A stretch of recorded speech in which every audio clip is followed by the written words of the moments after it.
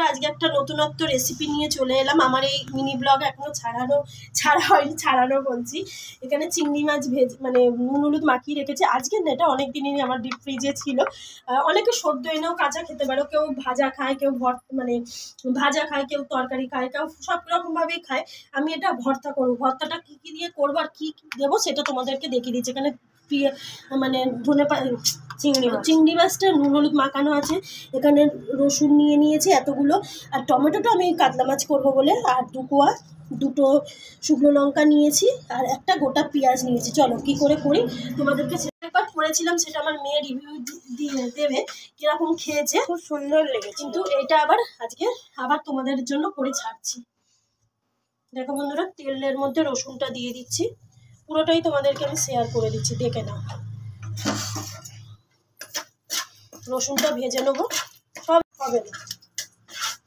আর আমার মেয়ের তো এটা খুবই ভালো লেগেছে। এটা নতুনত্ব রেসিপি, অনেকেই হয়তো খেয়েছে, কিন্তু আমাদের কাছে নতুন, এটা কোনোদিন খাইনি আমরা। এরকম চিংড়ি মাছ আনলে কি তোমরা দেখেছো, নয় আলু দিয়ে ভেজে খাচ্ছি, নয় পেঁয়াজ দিয়ে ভেজে খাচ্ছি, এই করছি। ওই জন্য এটা নতুনত্ব, মেয়ের তো খুব ভালো লেগেছে। আর পেঁয়াজটা যদি এরকম করে মিনি করে দেওয়া হয়, তো বেটে দিলে তো এটা এমনি নতুনত্ব জিনিস কিনে। এটা তো আমার ব্লগে ছাড়াই আছে, মিনি ব্লগে, সেটা তোমরা দেখতে পাবে। যদি তোমাদের এটা ভালো লাগে তোমরা পারচেস করতে পারো। তোমাদের আমি মিনি ব্লগের নিচে এটার ডেসক্রিপশন নাম্বারটা দিয়ে দেবো। আমি মিশো থেকে মনে হয় নিয়েছি, সেটাও তোমাদেরকে লিঙ্ক দিয়ে দেবো। খুব উপকার, আমার তো খুব ভালো লাগছে। এটার মধ্যে কাঁচা পেঁয়াজ, আলু সব কিছু দিয়ে, দেখেছো? দেখো বন্ধুরা কতটা মিহি হয়েছে, দেখতে পাচ্ছ? এরকম মিহি কি তোমরা হাতে পারবে? হাতেও তোমরা করতে পারবে না। চলো রসুনটা ভেজে নিই, পুরোটাই আমি ব্লগে দেখিয়ে দিচ্ছি।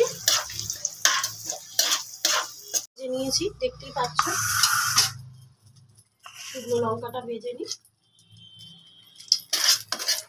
একসাথে দিলে হয়, আমি আলাদা আলাদা ভাজছি তাই। আর এতটা তেল তো লাগবে না।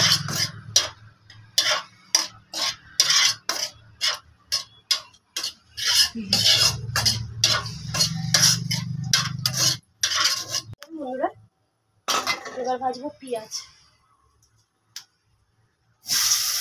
টমেটোটা দেবো না, টমেটোটা কাতলা মাছটা করবো বলে ওই জন্য একই জায়গায় কেটে রেখেছি। চলো পেঁয়াজটা ভেজে নিই, তারপরে আসছি। পেঁয়াজ ভাজা হয়ে ওর জন্য এখনই আমার অসুবিধা হয়ে যাচ্ছে। কাঁচা চিংড়ি মাছের মধ্যে পেঁয়াজ ভাজাটা দিয়ে দিচ্ছিল এক্ষুনি। চলো পেঁয়াজ ভাজা হয়ে গেছে, এবার চিংড়ি মাছ ভাজবে।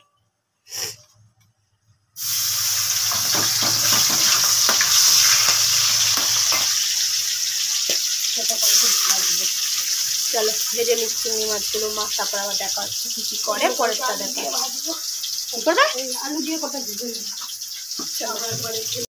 বন্ধুরা এখানে সবটা ভেজে নিলাম, তোমাদেরকে সেটা দেখালাম। আমি সামনে আসছি না। আর এখানে নুন আর ধনেপাতা, কেউ ধনেপাতা দিতেও পারো, নাও দিতে পারো। আজকে আমার একটু তেলটা বেশি হয়ে গেছে, বুঝতে পারিনি। তেল না হলে তো ভালোই লাগে না। এই যে মেখে নিয়েছি, এবার খেয়ে দুপুরবেলা আমার মেয়ে রিভিউ দেবে। ঠিক আছে বন্ধুরা, এইটা দিয়েই মানে কত ভাত খাওয়া হয়ে যাবে। চলো 300 চিংড়ি আমরা এই করেই খেলাম। চলো শেষ করে দাও। চলো আবার নতুন একটা মিনি ব্লগ নিয়ে আসবা। যদি আমার এটা ভালো লাগে তোমরাও খেয়ে দেখো, খুব ভালোই লাগবে। তোমরা তো চিংড়ি মাছ অনেক রকমভাবে খাও, এইটা দিয়ে খেয়ে দেখো, আরও সুন্দর লাগবে। টাটা।